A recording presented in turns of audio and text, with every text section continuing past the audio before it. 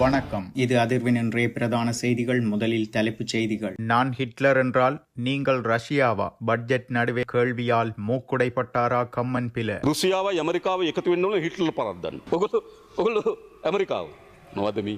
හරිද? මොකද්ද දේශපාලන? හිට්ලර් අපි නීතිය ක්‍රියාත්මක කරන මතක තබා ගන්න.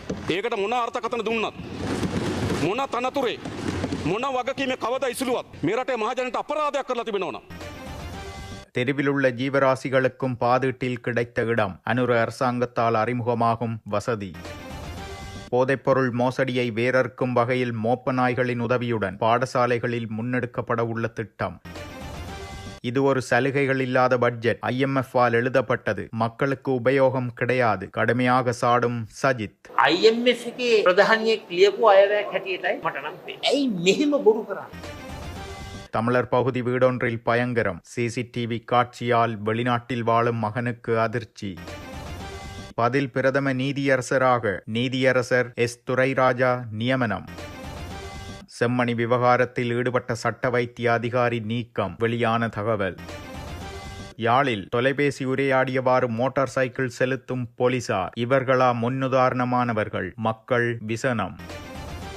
யாழ்ப்பாணம் அச்சுவேலி போலீசார் கைபேசியில் உரையாடியவாறு மோட்டார் சைக்கிளில் பயணித்த சம்பவம் நேற்று இடம்பெற்றுள்ளது. நிலாவரை சந்தியிலிருந்து அச்சுவேலி பக்கமாக மோட்டார் சைக்கிளில் 2 போலீசார் பயணித்திருந்தனர். இதன்போது மோட்டார் சைக்கிளை செலுத்திய போலீஸ் உத்தியோகத்தர் கைபேசியில் உரையாடியவாறு மோட்டார் சைக்கிளை செலுத்தி சென்றதை அங்குள்ளவர்கள் அவதானித்து புகைப்படத்தையும் எடுத்துள்ளனர். வாகனங்களில் பயணிக்கும் போது கைபேசி பாவனையில் ஈடுபடுவது என்பது சட்டத்திற்கு முரணான விடயமாகும். மக்களுக்கு எடுத்துக்காட்டாக இருக்க வேண்டிய போலீசாரே பாதுகாப்பற்ற முறையில் கைபேசியில் உரையாடியவாறு பயணித்தமையும் அத்துடன் போலீசாருக்கு ஒரு சட்டம் மக்களுக்கு ஒரு சட்டமா என்ற கேள்வியையும் விசனத்தையும் மக்கள் மத்தியில் எழுப்பியுள்ளது. என்னை ஹிட்லர் என்று கூறும் நீங்கள் எல்லாம் ரஷ்யாவா இல்லை அமெரிக்காவா என ஜனாதிபதி அனுரகுமார திசாநாயக்க எதிர்க்கட்சிகளிடம் கேள்வி எழுப்பியுள்ளார். 2026 ஆண்டுக்கான வரவு செலவு திட்டம் ஜனாதிபதியும் நிதியமைச்சருமான அனுரகுமார திசாநாயக்கவினால் சபையில் நேற்று முன்வைக்கப்பட்டது. இதன்போதே ஜனாதிபதி மேற்கண்டவாறு எதிர்க்கட்சிகளிடம் கேள்வி எழுப்பியுள்ளார். எதிர்வரும் 21ஆம் திகதி அனுர அரசாங்கத்திற்கு எதிராக மாபெரும் பேரணியை நடத்துவதற்கு ஒன்றிணைந்த எதிர்க்கட்சிகள் ஏற்பாடுகளை மேற்கொண்டு வருகின்றன. இதன்போது முன்னாள் அமைச்சர் உதய கம்மன்பில உள்ளிட்டோர் தற்போதைய ஆட்சியை சர்வதிகார ஆட்சிக்கும் ஜனாதிபதி அனுரவை ஹிட்லருடனும் ஒப்பிட்டு கருத்துக்களை வெளியிட்டு பேரணிக்கு அழைப்பு விடுத்திருந்தனர். இந்த கருத்துக்களுக்கு பதிலளிக்கும் வகையில் ஜனாதிபதியின் இன்றைய கருத்து அமைந்திருந்தது. මාධ්‍ය සාකච්ඡාවක් කියලා දිනෝ රුසියාවයි ඇමරිකාව එකතු වෙනවා හිට්ලර් පරද්දන්න. පහු හරිද? ලෝකේ ඓතිහාසික දේශපාලනේ ඒ බරෙන් තේරුම් ගන්න කියන්නේ ඔයගොල්ලන්ට ගිහිල්ලා අඩුම තරමේ. හරිද? මොකද්ද දේශපාලන? හිට්ලර් අපි නීතිය ක්‍රියාත්මක කරන මතක තබා ගන්න. ඒකට මොන අර්ථකථන දුන්නත් මොන තනතුරේ මොන වගකීමේ කවදා ඉසුලුවත් මේ රටේ මහජනට අපරාධයක් කරලා තිබෙනවා නම් වංචාවේ දූෂණය යෙදিলা තිබෙනවා නම් තාහතික වශයෙන් දඬුවම් දෙනවා. ඒකට ඕන අර්ථවත අනවර්ථ නාමයක් දෙන්න. எதிர்க்கட்சிகள் ஒன்றிணைந்து எப்படியான நெருக்கடிகளை ஏற்படுத்தினாலும் எங்களது கொள்கையில் மாற்றமில்லை. சட்டம் அனைவருக்கும் சமமாக நடைமுறைப்படுத்தப்படும். மக்களுக்கு அநீதி ஏற்படுத்தும் செயற்பாடுகள் ஊழல் மோசடிகள் உள்ளிட்டவற்றிற்கு எதிராக நாம் தீவிரமாக செயற்படுவோம். இதற்கமைய எம்மை ஹிட்லர் என்று குறிப்பிட்டாலும் அது எமக்கு பிரச்சனை இல்லை எனவும் மேலும் எதிர்க்கட்சி தலைவர் சஜித் பிரேமதாச ஊழல் மோசடியாளர்களுடன் ஒன்றிணைய மாட்டார். அவருக்கு எனது நன்றி எனவும் ஜனாதிபதி குறிப்பிட்டுள்ளார். இதேவேளை நேற்றைய பட்ஜெட்டின் போது மேலும் ஒரு விடயமாக நகர்ப்புறங்களில் பரவலாக காணப்படும் தெருநாய்கள் மற்றும் செல்ல பிராணிகளை பராமரிப்பதற்கான பொறிமுறை ஒன்றை உள்ளூராட்சி அதிகார சபைகளுடன் இணைந்து உருவாக்குவதற்கு தீர்மானித்துள்ளதாக ஜனாதிபதி தெரிவித்துள்ளார். வீதி நாய்களை பராமரித்தல், வீட்டில் வளர்க்கப்படும் செல்ல பிராணிகள் இறந்த பின்னர் அதனை அடக்கம் செய்தல் மற்றும் எரித்தல் ஆகியவற்றிற்காக பிலியந்தலை மற்றும் கெஸ்பேவ பகுதிகளில் செயற்திட்டம் ஒன்றை மேற்கொள்ள 100 மில்லியன் ரூபாய் நிதி ஒதுக்கப்படும் எனவும் செல்ல பிராணிகள் இறக்கும் போது அவற்றை அடக்கம் செய்தல் அல்லது தகனம் செய்தல் ஒரு பிரச்சனையாக மாறியுள்ளதெனவும் கௌரவமானதும் சூழல் நேசம் கொண்டதுமான பொறுப்பு வாய்ந்த மாற்று வழிகளுக்கான தேவை அதிகரித்துள்ளதாகவும் அவர் தெரிவித்துள்ளார். இது இவ்வாறு இருக்க நேற்று சமர்ப்பிக்கப்பட்ட 2026 ஆண்டுக்கான வரவு செலவு திட்டமானது மக்களுக்கு சலுகைகள் இல்லாத சர்வதேச நாணய நிதியத்தின் வெறும் வரவு செலவு திட்டமாகும் என எதிர்க்கட்சி தலைவர் சஜித் பிரேமதாசா விமர்சித்துள்ளார். வரவு செலவு திட்ட உரை முடிந்த பின்னர் பாராளுமன்ற வளாகத்தில் ஊடகங்களுக்கு கருத்து தெரிவிக்கும் போதே இவ்வாறு குறிப்பிட்டுள்ளார். அவர் மேலும் தெரிவிக்கையில் இன்று சமர்ப்பிக்கப்பட்ட வரவு செலவு திட்டம் சமூக யதார்த்தத்தை புரிந்து கொண்டு முன்வைக்கப்பட்ட வரவு செலவு திட்டமாக அமையவில்லை. நாட்டு மக்கள் இன்று பல துயரமான சூழ்நிலைகளை எதிர்கொண்டு வாழ்ந்து வருகின்றனர். வறுமை அதிகரித்து வருகிறது. வேலையின்மையும் அதிகரித்துள்ளது. நாட்டின் மொத்த உள்நாட்டு உற்பத்தியில் 50% மேலாக பங்களிக்கும் நுண், சிறிய மற்றும் நடுத்தர தொழில் முயற்சியாளர்களின் தொழில் நடவடிக்கை நடவடிக்கைகள் வீழ்ச்சி கண்டு அவர்களது வாழ்க்கை சீர்குலைந்து போயுள்ளது. இவர்களை பாதுகாக்க இந்த அரசாங்கத்தால் முடியவில்லை. விவசாயிகள், மீனவர்கள், சுயதொழில் புரிவோர், வேலையில்லா பட்டதாரிகள் என அனைவரும் தங்கள் பிரச்சினைகளுக்கு எந்த தீர்வுகளும் இல்லாமல் தவிக்கின்றனர். இந்த வரவு செலவு திட்டமானது ஏமாற்று, பொய்கள் மற்றும் தமது இருப்பை முன்னோக்கி கொண்டு செல்லும் வரவு செலவு திட்டமாக அமைந்து காணப்படுகிறது. இந்த அரசாங்கம் இரட்டை நாக்கு கொண்ட அரசாங்கமாக காணப்படுகிறது. இது மக்களுக்கு நிவாரணம் வழங்காத IMF எழுதிய வரவு செலவு திட்டத்தின் வடிவத்தை எடுத்த வரவு செலவு திட்டமாகும். வறுமை ஒழிப்பு திட்டங்கள் எதுவும் இந்த வரவு செலவு திட்டங்களில் உள்ளடங்கவில்லை. 2025 செலவு திட்ட ஒதுக்கீடுகளை பார்க்கும்போது ஒதுக்கப்பட்ட ஒவ்வொரு ஒதுக்கீடுகளின் முன்னேற்றம் தொடர்பான அறிக்கை முன்வைக்கப்பட வேண்டும். அது இன்னும் சமர்ப்பிக்கப்படவில்லை. இவ்வாறு முன்னேற்ற மீளாய்வுகளை சமர்ப்பிக்காத நிதியமைச்சரான ஜனாதிபதி இன்று பொய்களை அடுக்கி வைத்தார். இந்த ஆளும் தரப்பினர் மீண்டும் மீண்டும் மக்களை ஏமாற்றி வருகின்றனர். அரசாங்கத்திற்கு இன்னும் மனசாட்சி வரவில்லை என்றும் எதிர்க்கட்சி தலைவர் சஜித் பிரேமதாச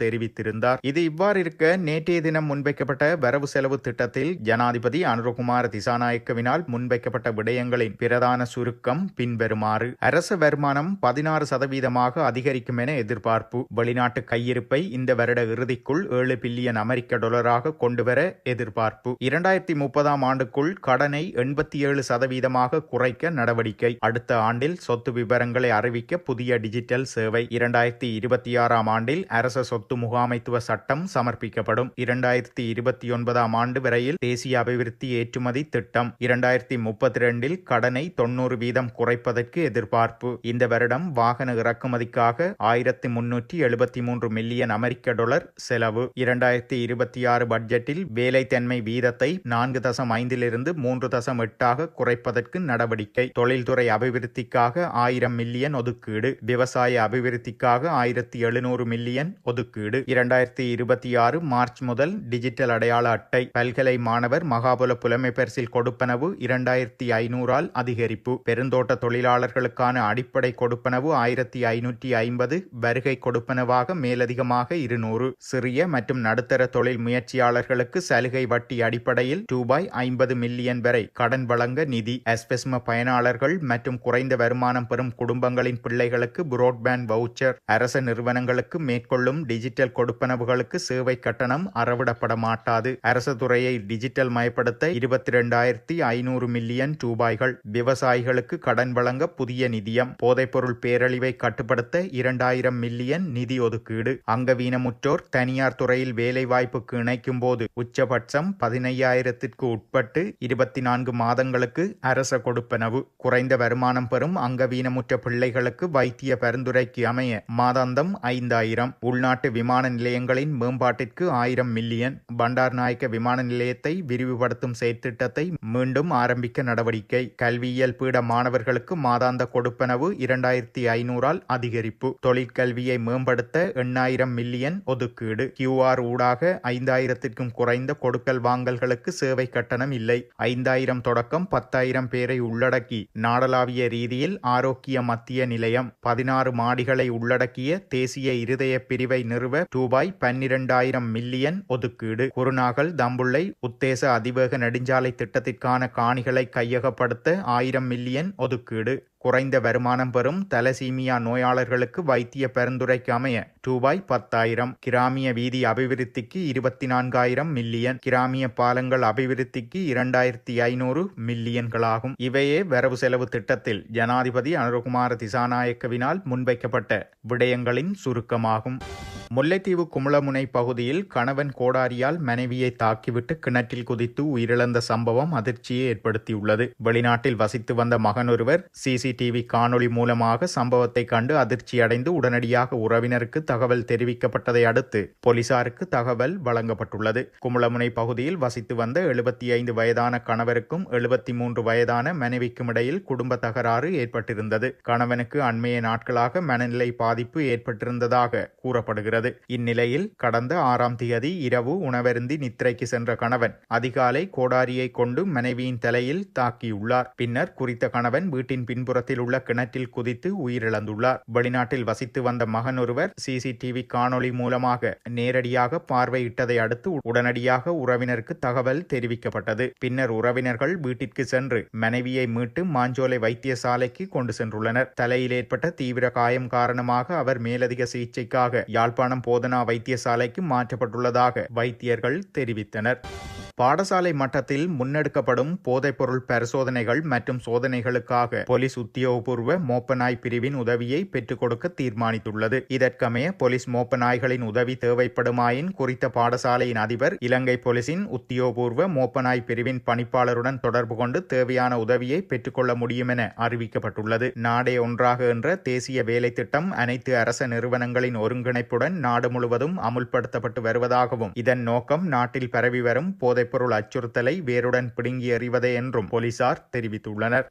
உயர் நீதிமன்ற நீதியரசர் எஸ் துரைராஜா நேற்று முற்பகல் ஜனாதிபதி அலுவலகத்தில் ஜனாதிபதி அனுரகுமார திசாநாயக்க முன்னிலையில் பதில் பிரதம நீதியரசராக பதவியேற்றார். பிரதம நீதியரசர் பிரீதி பத்மன் சூரசேன வெளிநாடு சென்றுள்ளதன் காரணமாக அவர் மீண்டும் நாட்டிற்கு திரும்பும் வரை செயற்படும் வகையில் இந்த நியமனம் வழங்கப்பட்டுள்ளது. செம்மணி மனித புதைகுழி அகழ்வில் 2 சட்ட வைத்திய அதிகாரிகள் கடமையில் இருந்த நிலையில் ஒருவர் நீக்கப்பட்டமை தொடர்பில் உரிய நடவடிக்கைகள் மேற்கொள்ளப்படும் என நாடாளுமன்ற உறுப்பினர் வைத்தியர் ஸ்ரீ பவானந்த ராஜா தெரிவித்துள்ளார். அவர் மேலும் தெரிவிக்கையில், செம்மணி மனித புதைகுழி தொடர்பில் அரசாங்கம் தங்கு தடையின்றி நிதி ஒதுக்கீடுகளை வழங்கி வருகிறது. இந்நிலையில் குறித்த புதைகுழி அகழ்வு பணியில் 2 சட்ட வைத்திய அதிகாரிகள் கடமையாற்றிய நிலையில் ஒருவரை அதிலிருந்து நீக்கியுள்ளனர். நாடாளுமன்ற சுகாதார மேம்பாட்டு உயர்மட்ட குழுவில் நான் பங்கு பெற்றிய நிலையில் செம்மணி அகழ்வில் மாதிரிகளை சேகரிப்பது ஆராய்வது தொடர்பில் மேலும் ஒரு சட்ட வைத்திய அதிகாரி நியமிக்கப்பட வேண்டும் என்று கோரிக்கையை முன்வைத்தேன். அதன் அடிப்படையில் யாழ் போதனா வைத்தியசாலையின் சட்ட வைத்திய அதிகாரி பிரணவன் செல்லையாவுக்கு மேலதிகமாக யாழ் தீவகத்தில் கடமையாற்றும் சட்ட வைத்திய அதிகாரி அகழ்வு பணியில் கடமையாற்றினார். குறித்த வைத்தியர் 3 மாதங்கள் மட்டுமே கடமையாற்றியதாக அறிய கிடைக்கும் நிலையில் குறித்த சட்ட வைத்திய அதிகாரி நீக்கப்பட்டதாகவும் தெரிய வந்துள்ளது. ஆகவே குறித்த விடயம் தொடர்பில் சம்பந்தப்பட்டவர்களுடன் கலந்துரையாடி மீண்டும் இணைப்பதற்குரிய நடவடிக்கைகள் மேற்கொள்ளப்படும் என அவர் தெரிவித்துள்ளார். இத்துடன் செய்திகள் நிறைவடைகின்றன. மறக்காமல் அதிர்வு சேனலை லைக் மற்றும் சப்ஸ்கிரைப் செய்து கொள்ளுங்கள்.